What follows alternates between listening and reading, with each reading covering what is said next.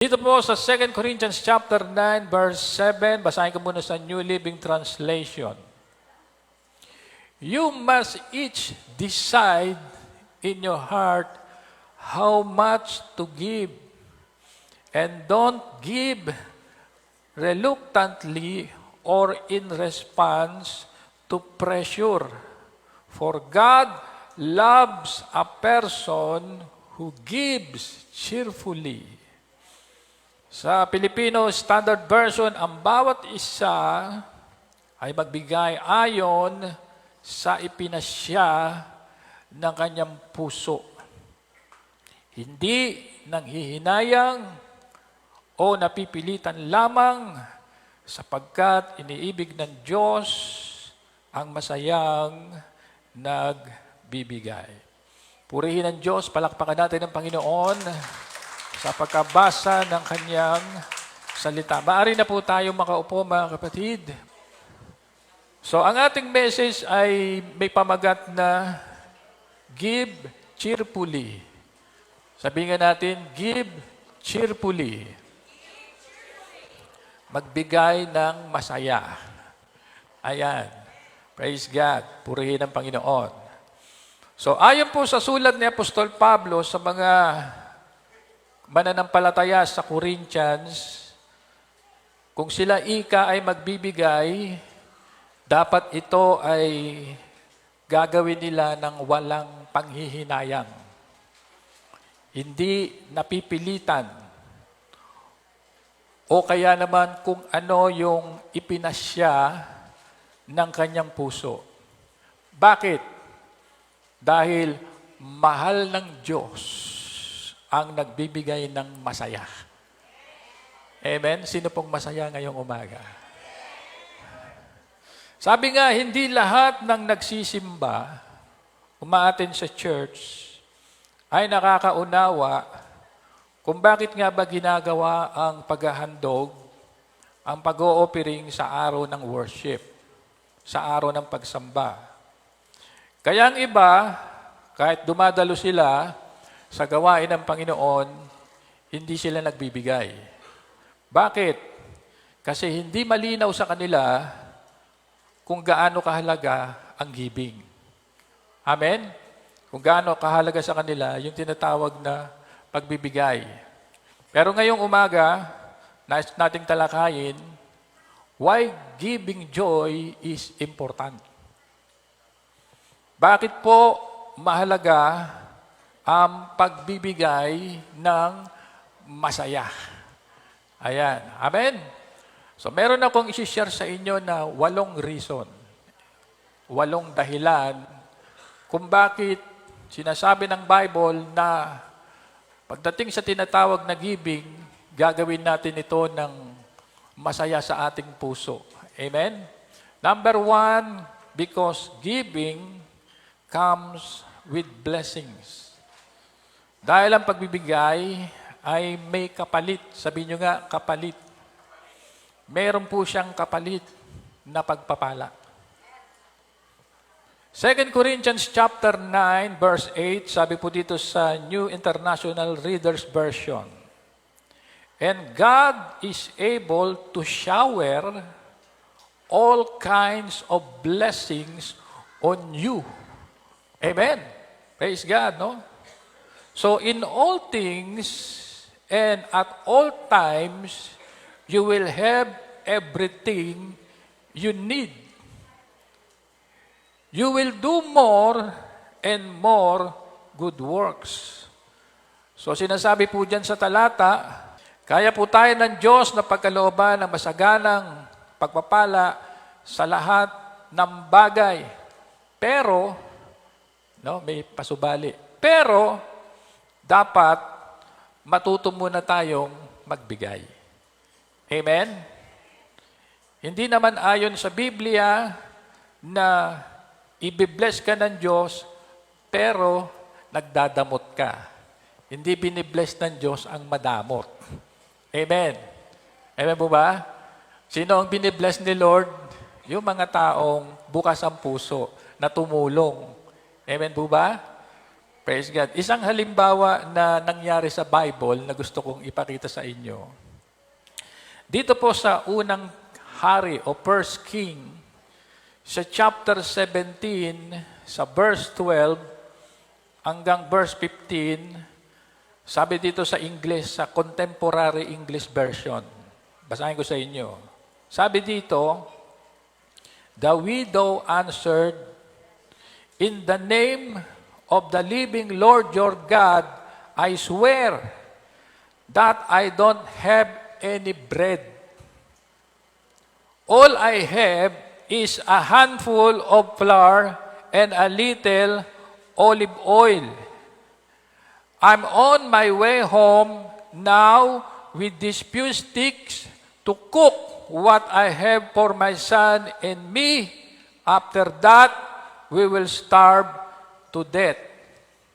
Verse 13, Elisha said, "Everything will be fine. Do what you said. Go home and fix something for you and your son. But first, please make a small piece of bread and bring it to me." Amen. "The Lord God of Israel has promised that your jar of flour won't run out, and your bottle of oil," ang sabi dyan, "won't dry up before He sends rain for the crops." Tuloy natin, verse 15. Ito po magandang nangyari. "The widow went home and did exactly what Elisha had told her. She and Elijah and her family had enough food for a long time." Palakpakan natin ang Panginoon, no? Dito po sa kwento, si Propeta Elias po, humingi po siya ng pagkain sa isang byuda. Byuda. Sino po mga byuda dito? Madami. Praise the Lord, no?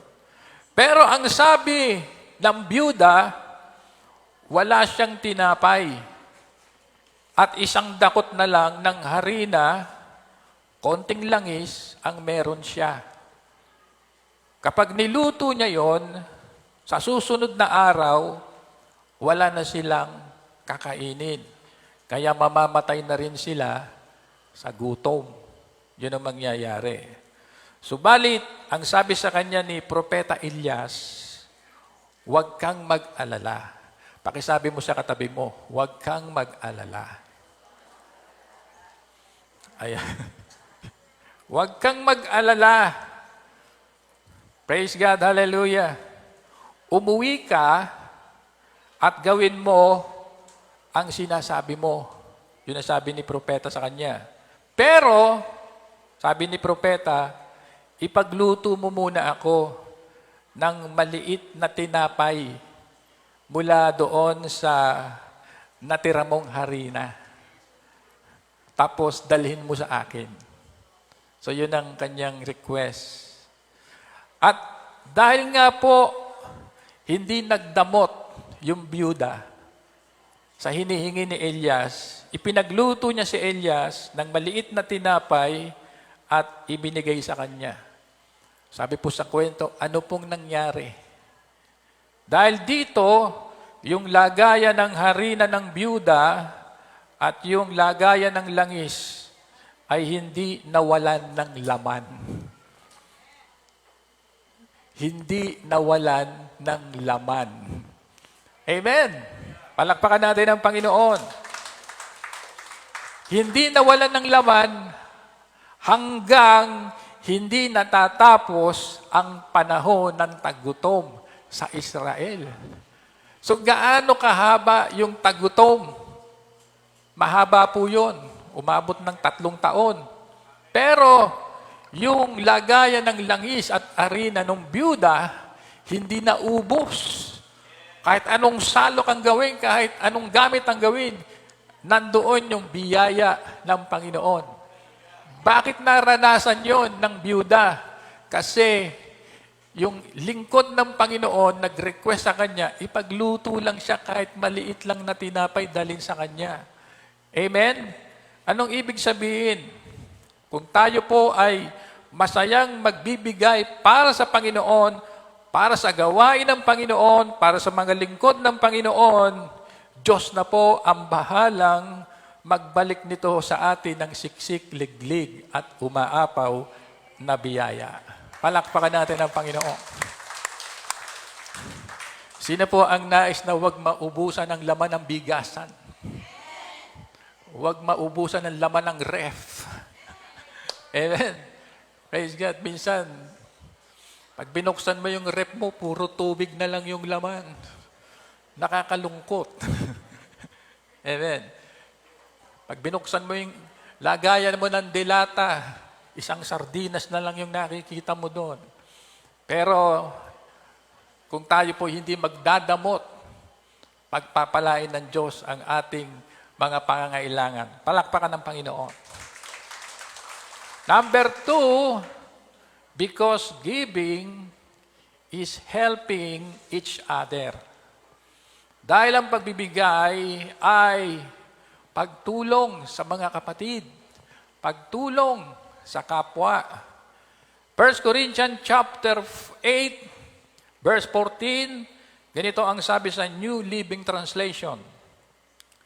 Right now, you have plenty and can help those who are in need. Ayan, no? Later, they will have plenty and can share with you when you need it. In this way, things will be equal. So dito po sa talata, sinasabi, dahil po ang mga mananampalataya sa Korinto ay sumasagana sa kanilang pamumuhay, blessed talaga sila, yung mga kapatiran sa Corinthians, ang ginagawa po nila, sila po ay nagbibigay sa mga nangangailangan. Amen? Tumutulong sila sa mga kapatiran. Sabi po dyan, upang kung dumating din yung panahon, sinasabi dyan, na sila na tumutulong ay nagipit at yung kanilang tinutulungan naman ay pinagpala at na-bless, sila naman din ang tutulungan. So sa ganon, nagkakatulungan lang sa isa't isa. Amen? At naniniwala ako, dito po sa ministry ng sa Diyos, walang imposible. Ang mga member dito, nagtutulungan sa isa't isa. Amen po ba? Palakpakan natin ang Panginoon. Glory to God. Sabi nga, hindi po lahat ng mananampalataya o mga tao pinalad na maging mapera. Pinalad na maging mayaman. Pinalad na maraming datong. Amen. No? O kaya naman ay kumikita ng malaki, kumikita ng sobra-sobra sa kanyang pangangailangan. Meron nga pong mga empleyado na kung sumisweldo sa isang buwan, nasa 50K, 100K. Meron ba dito mga kapatid na sumisweldo ng 100K isang buwan? Sana all. Amen. Praise God. O kaya naman ay meron pong mga negosyante o nagnenegosyo na kumikita ng kada buwan ng 1,000,000. No? Mahigit pa. Pero meron talagang mga taong ganyan ang kinikita. Ibig sabihin, kung ikaw ay pinasagana ng Diyos, ikaw ay pinagpala ng Diyos, ito po yung isang napakagandang pagkakataon na ikaw ay makatulong sa church. Amen?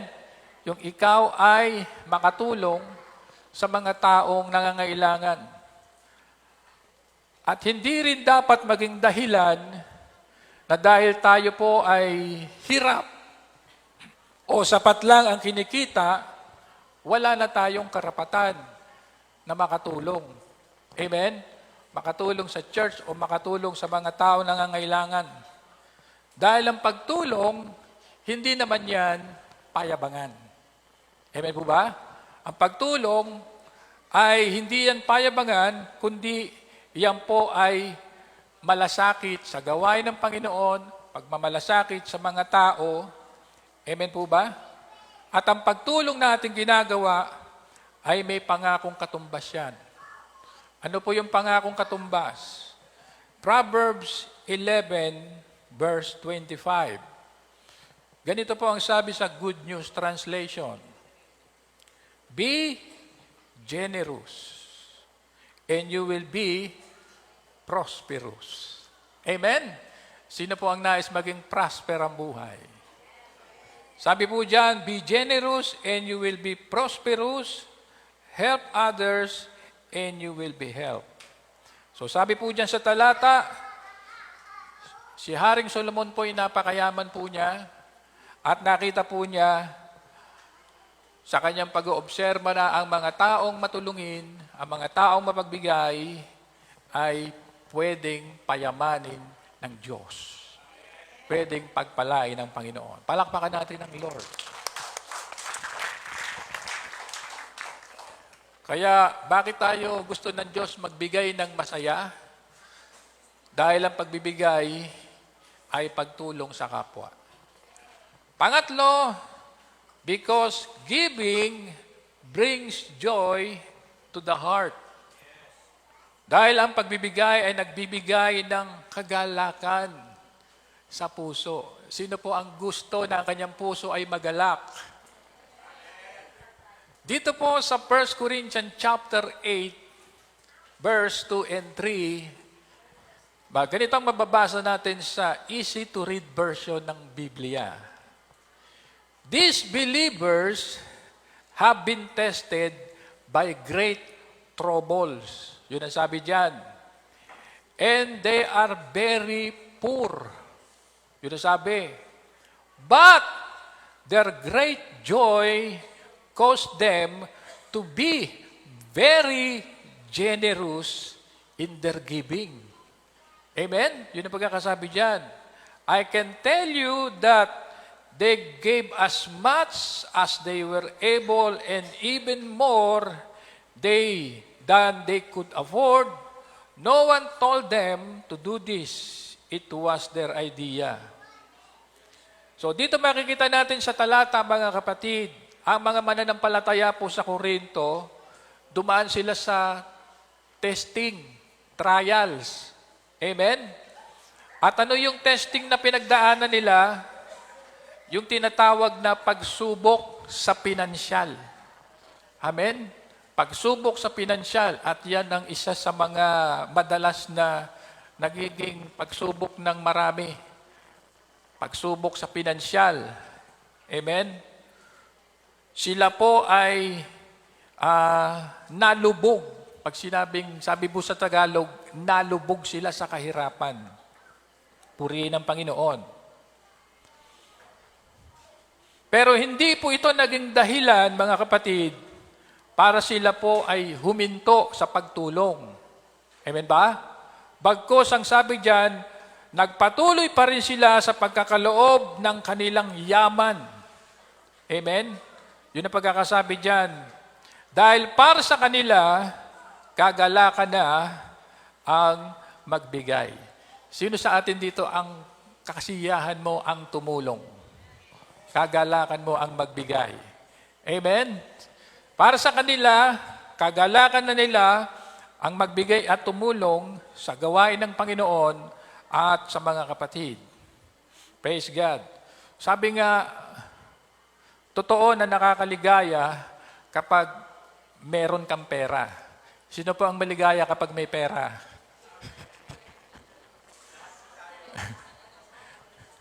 Sino po ang maligaya kung maraming pera? Siyempre, mas maligaya ka, di ba? Amen, no? Bakit ka maligaya? Kasi siyempre, pag may pera ka, pwede mong mabili ang mga bagay na pwedeng magpasaya sa'yo. Di po ba? Amen? Subalit, ang pagkakaroon ng masayang puso at kalooban ay hindi lang dahil nabibili mo yung anumang gustuhin mo.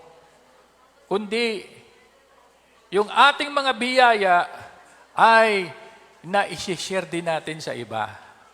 Palakpakan natin ang Panginoon, di ba? Lalo na sa gawain ng Panginoon.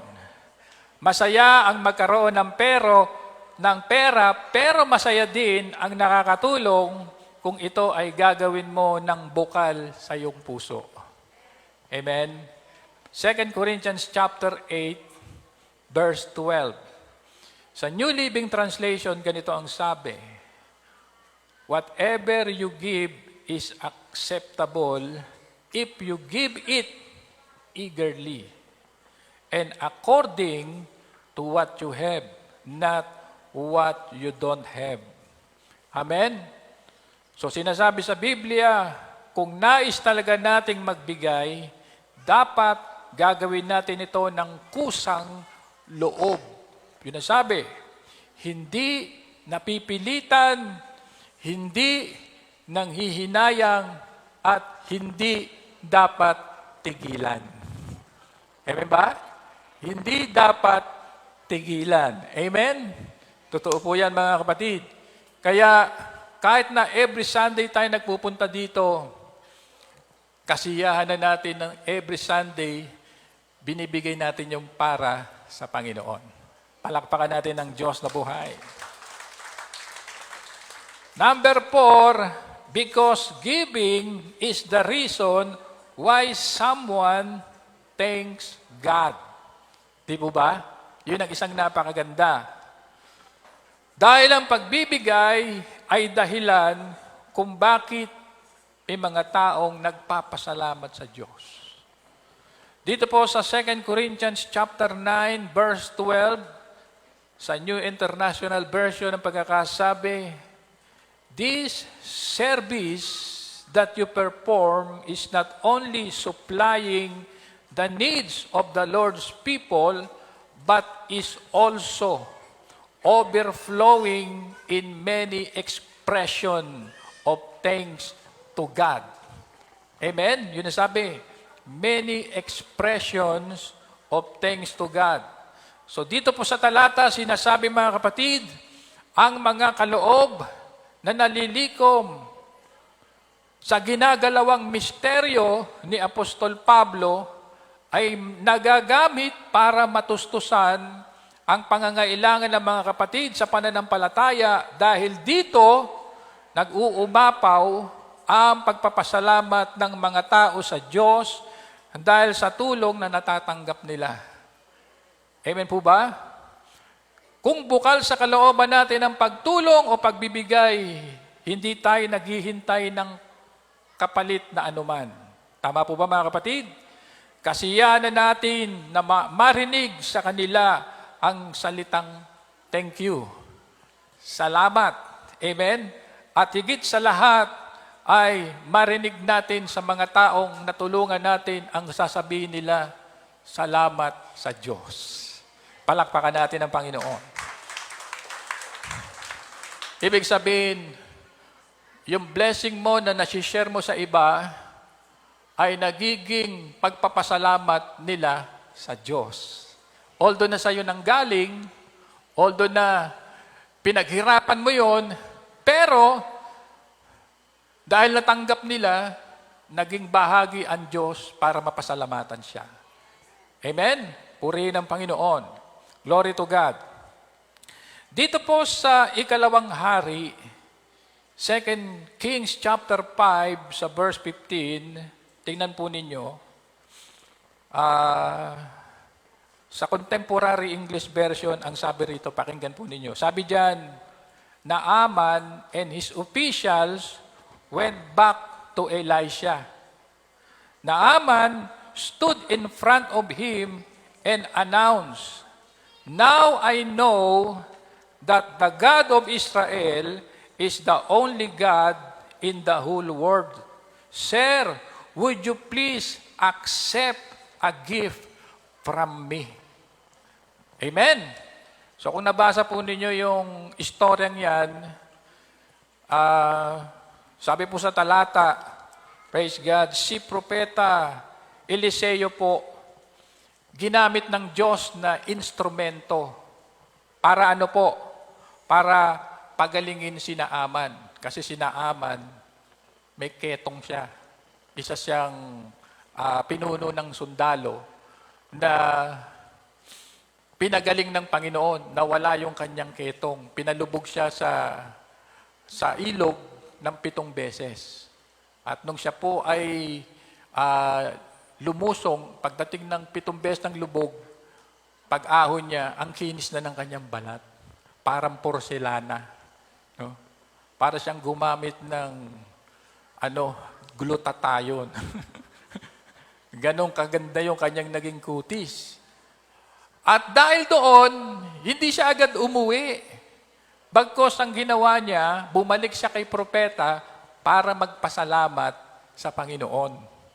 At bilang pagpapasalamat niya, sabi niya, meron akong mga regalo dito, pagdamutan ninyo, regalo ko sa inyo. Palakpakan natin ang Panginoon. Amen.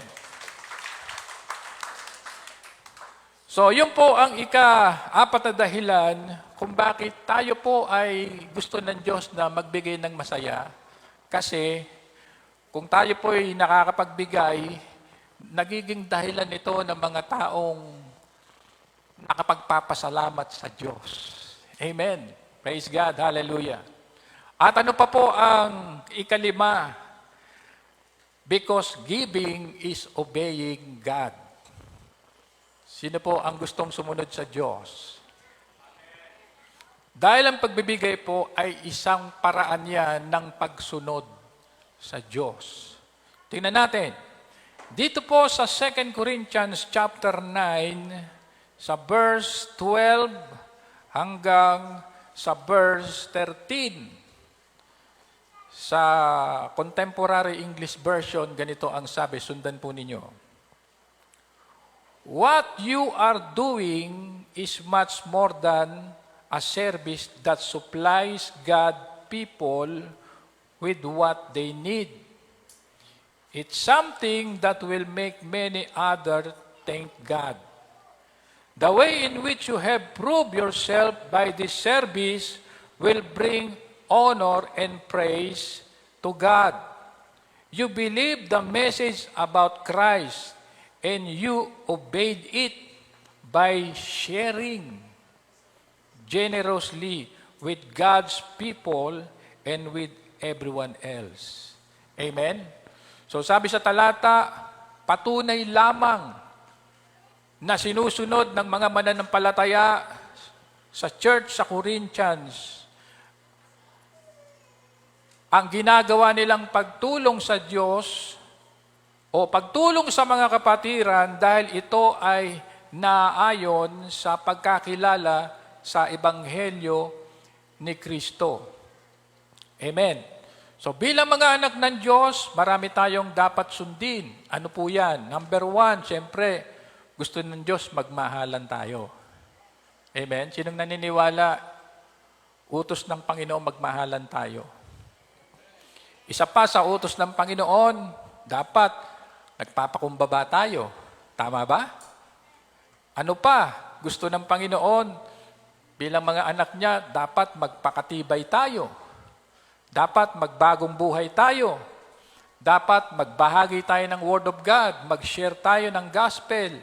Subalit, isa din po sa gusto ng Panginoon na sundin natin na naayon sa Ebanghelyo ni Kristo ay yung magbigay ng masaya. Palakpakan natin ang Panginoon. Dito po sa 1 Corinthians 16 verse 2. Good News Translation, ganito ang ating mababasa. Every Sunday, each of you must put aside some money in proportion to what you have earned. Nag-get nyo mga kapatid? Sabi po dyan, no? And save it up so that there will be no need to collect money when I come. Sa Tagalog, sabi po dyan, sa bawat linggo. Sabi nyo nga, linggo. Sa Tagalog Contemporary Bible, yan ang pagkaka-word. Sa bawat linggo, ang bawat isa sa inyo'y maglaan na ng halaga ayon sa inyong kita. Yun ang sabi ng Bible. At ipunin nyo ito upang pagdating ko riyan, ay nakahanda na ang inyong tulong. So dito po sa sulat ni Paul sa mga taga-Corinthians, sa bawat Sunday o bawat linggo, ang mga kapatiran ay meron na daw po silang dapat na inilalaan. Sabi nyo nga, inilalaan. Ano yung inilalaan? Yung inilalaan na halaga. Halaga doon sa parte ng kanilang kinita. Yun ang sabi ng Bible. Upang ito, sabi ni Paul, ay lilikumin para pagdating niya, maitulong yon sa gawain ng Panginoon, maitulong yon sa mga kapatid. Palakpakan natin ang Diyos, no? Glory to God. Kaya nga kung dumadalo tayo every Sunday, huwag nating palalampasin ang pagkakataon na hindi tayo makapagkaloob sapagkat pagsunod din natin ito sa Diyos. Palakpakan ng Panginoon. Amen. Praise God. So sabi ko nga sa inyo, sa paghahandog, hindi ang payabangan, kundi yung bukal sa puso mo na gagawin mong masaya. Amen? At alam naman ng Panginoon kung ano yung kaya mo talaga.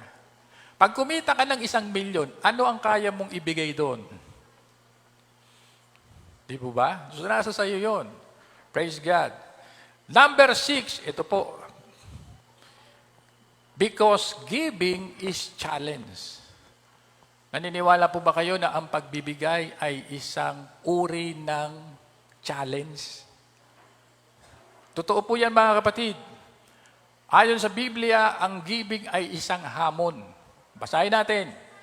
Dito po sa Matthew chapter 19, sa verse 20 hanggang verse 23. Sa Contemporary English Version ang sabi, "The young man said, I obeyed all of this, what else must I do?" Yun ang sabi ng mayaman. Jesus replied, "If you want to be perfect, go sell everything you own." Sabi ni Jesus, "Give the money to the poor, and you will have riches in heaven." Amen. "Then come and be my follower." Pero ito yung malungkot. When the young man heard this, he went away sad. Sad. Yun sabi, malungkot siyang umalis. Why sad? Because he was very rich. Amen. So dito sa kwento, isang mayamang binata ang lumapit kay Kristo at nagtanong sa Panginoon kung ano pa ang kulang sa kanya dahil sinusunod naman niya lahat ng utos. Para bang gusto niyang magpa-impress kay Jesus na sa pagiging mayaman niya, reliyoso din siya. Kasi lahat ng utos sinusunod niya. Siguro sabi ni Jesus, ganon? Di wow. Diba? Pero sabi ng Panginoon sa kanya, sige, kung talagang gusto mong maging ganap, di ba, mayamang ka? Di ba, ang dami mong pera, ang dami mong ari-arian? Ang gawin mo, ipagbili mo yung ari-arian nyo. Tapos yung pinentahan, ibigay mo sa mahirap. Pagkatapos, bumalik ka sa akin, sumunod ka. So, anong naging reaction ng binata? Nung una, masaya siya no? Diba? Siguro nung kinakausap ni Jesus, nakangiti pa siya. Yung ngiti niya hanggang tenga. At meron siyang kasiyahang nararamdaman kasi face-to-face niyang nakakausap si Jesus. Pero, pagkatapos ng kanilang pag-uusap at narinig niya yung challenge ni Jesus sa kanya, anong nangyari? Umalis siya na nanlulumo, malungkot. Bakit? Dahil para sa kanya, mabigat yung nire-request ng Panginoon. Pero tinetest lang naman siya ni Jesus. Amen po ba? Kaya, kung mababasahin niyo yung karugtong yon, medyo matindi yung sabi ni Jesus. Napakahirap talaga sa isang mayaman ang makapasok sa langit. Hindi po masamang maging mayaman dahil ang Diyos nagpapayaman. Pero kung dahil sa yaman mo, hindi ka na makakasunod sa Diyos, yun ang delikado. Amen po ba? Kaya mas maganda, mayaman ka na, sumusunod ka pa sa Diyos, di praise the Lord. Palakpakan natin ang Panginoon. Mayaman ka na, pinagpala ka na, pero hindi ka nangihinayang na yung yaman mo, i-share mo sa iba, sa ganon, lalo kang i-bless ng Panginoon. Amen po ba? Walang masama na maging mayaman, pero minsan kasi kapag mayaman ang tao, pero hindi naman lahat, hindi na masyadong pinapansin si Lord. Di po ba? Pag ang tao po sobrang yaman, hindi na rin halos naniniwala sa Diyos, hindi na rin nagtitiwala sa Diyos, hindi na sumusunod sa Diyos. Amen? Minsan bihira na lang nagsisimba. Bakit po? Dahil yung kanyang puso nandoon na sa kanyang pera. Amen? Pero ang sabi ng Panginoon, ano ang mapapala ng isang tao, makamtan man yan ang buong daigdig, mapahamak naman ang kanyang kaluluwa. Amen? Praise God, hallelujah. Dito po sa Malakias 3:10, tingnan po ninyo. Kung mapapansin nyo yan, challenge po yan. Yung Malakias 3:10, ito po ang sabi sa Contemporary English Version. Sabi dito, I am the Lord, all powerful, and I challenge you. Sabi nyo nga, challenge. Sabi ni Lord, and I challenge you. Ano yung challenge? To put me to the test. Ano yung test na yon? Bring the entire 10% into the storehouse, so there will be food in my house. Then I will open the windows of heaven and flood. Sabi nyo nga, flood. Alam niyo ba yung word na flood? Bahayo, matindi yun. No? Buhos yun. Di ba? Windows of heaven and flood you with blessings after blessings. Palakpakan natin si Jesus. Challenge yan eh. Amen. Ngayon, kung gusto mong maranasan yan, di harapin mo yung challenge. Amen. Amen po ba? Ayon sa talata, ang bayang Israel ay hinamon ng Diyos na siya'y subukan. Saan? Nadalhin nila ng buong buo ang kanilang ikapu o 10% sa templo ng Panginoon. Bakit? Upang may magamit sa templo ng Panginoon. Sa ganon, ibubuhos niya ang sobra-sobra. Sabi niyo nga, sobra-sobra. Ibubuhos niya ang sobra-sobrang pagpapala. Sino po ang gusto ng Diyos ng sobra-sobrang pagpapala? Palakpakan natin si Jesus. No? Purihin ang Panginoon. Hallelujah!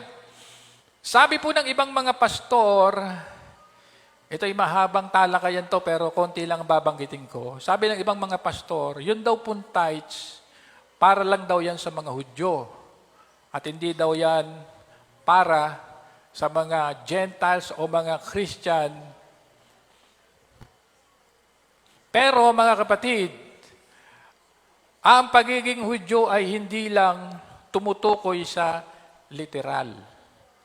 Kundi may binabanggit sa Biblia na ang Hudyo ay tinutukoy din ng mga sumampalataya kay Jesus. Meron talagang tinatawag na mga Jews na literal.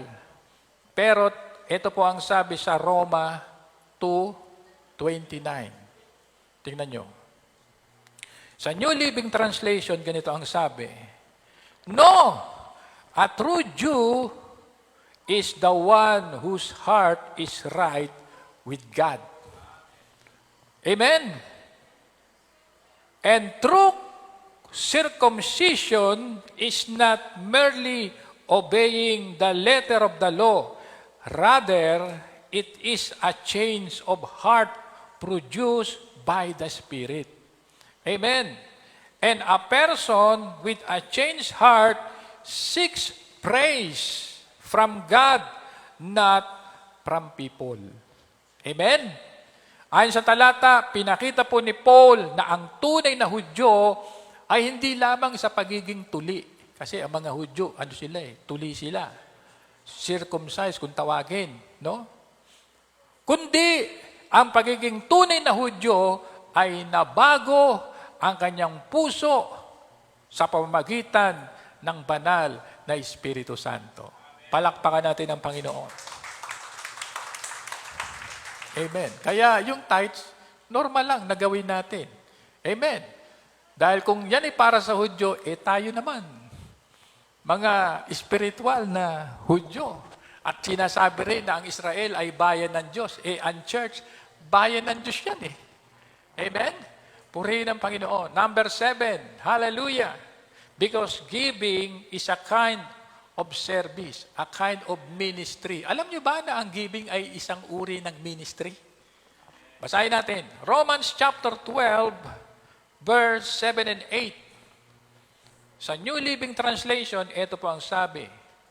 If your gifts is serving others, serve them well. If you are a teacher, teach well. If your gift is to encourage others, be encouraging. If it is giving, give generously. Amen ba mga kapatid? If God has given you leadership ability, take the responsibility seriously. And if you have gift for showing kindness to others, do it gladly. Palakpakan si Jesus. So, ang sabi diyan, di ba? If it is giving, give generously. Magkakasama eh. Amen? Bawat kaloob, kung sabi sa Biblia, kung ang kaloob mo ay paglilingkod, pagtuturo, pagpapalakas ng loob, pagbibigay, pamumuno, amen? Gawin nyo. Bakit? Kasi ministry yan eh. Amen po ba mga kapatid?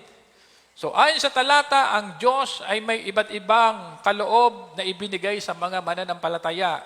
Tulad ng kaloob ng pagtuturo, kaloob ng pamumuno, kaloob ng pagkakawang gawa, kaloob ng pagpapalakas ng loob, at kasama na dito ang kaloob na bukas palad. Sabi nyo nga, bukas palad na pagbibigay.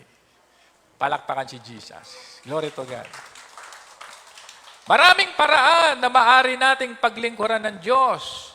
Tulad ng pagpapagamit ng ating talento sa Panginoon. Subalit, sadyang may mga kapatiran na hindi nila calling ang mangaral, hindi nila calling ang mamuno sa church, hindi nila calling ang maging full-time sa church o maging worker sa church. Subalit, makapaglilingkod ka pa rin bilang isang ministry sa Panginoon na wala sa linyang yan, bagkos yung bukas palad mong pagtulong, nakakapag-ministry ka. Palakpakan ng Panginoon. Nakakaganap ka ng paglilingkod sa Diyos. Amen. Purihin ang Panginoon. Hallelujah. Kung kami, ministry namin ng mangaral, ang music team, ministry nilang tumugtog, kayo naman nagtatrabaho, busy, pero ministry niyo naman ang tulungan ang church. Di ba? Ang galing. Amen. Purihin ang Panginoon. At ang panghuli, because giving is planting. Sabihin nyo nga, planting. Ayan. Dahil ang pagbibigay ay pagtatanim. Naniniwala kayo? Basahin natin, 2 Corinthians chapter 9, verse 5 and 6. Sa Contemporary English Version, ito ang ating mababasa. So I have decided to ask Titus, and others to spend some time with you before I arrive. This way, they can arrange to collect the money you have promised. Then, you will have the chance to give because you want to, and not because you feel forced to. Yung pagkakasabi dyan, no? Remember this saying, a few seeds make a small harvest, but a lot of seeds make a big harvest. Palakpakan natin ang Panginoon. Ayon kay Apostol Pablo na ang mga mananampalataya sa Korinto, nangako sila na maglalaan sila ng handog at ito ay gagawin nila ng bukal sa loob at hindi sa pilitan dahil ginagawa nilang maghandog ay isang pagtatanim. Amen? Na kung marami ang itinanim nila, marami din silang aanihin. Kung konti ang kanilang tinanim, konti rin ang kanilang aanihin. Kung wala silang tinanim, pwede ka bang umani ng wala kang tinanim? Siyempre, wala. Tandaan natin, ano po? Ang lesson nito, gusto natin ng malaking biyaya sa Diyos, pero kung nangihinayang naman tayong magbigay, paano ang maraming biyaya darating? Tandaan natin, kahit hindi naman natin sabihin sa Diyos na ibalik niya sa atin yung ginagawa nating giving o pagtulong, automatic po yan gagawin ng Diyos sa kanyang mga anak. Amen. No? Amen po. Kahit hindi ka mag-pray na, Lord, magbibigay ako, pagpalain mo ako, ha? Balik mo sa akin to, Lord, ha? Kahit hindi ka po mag-pray ng ganon, basta't ginawa mo yon, automatic na po yon, gagawin na ng Diyos yun. Amen. Praise God, purihin ng Panginoon. Bilang panghuling talata, Proverbs 11:24. Sa New Living Translation, ito po ang sabi, give freely and become more wealthy. Sinong nais maging wealthy? Sabi dito, be stingy and lose everything. May taong nagbibigay ng masagana at lalo pang yumayaman. Amen. Purihin ng Panginoon. Palakpakan natin ang Diyos.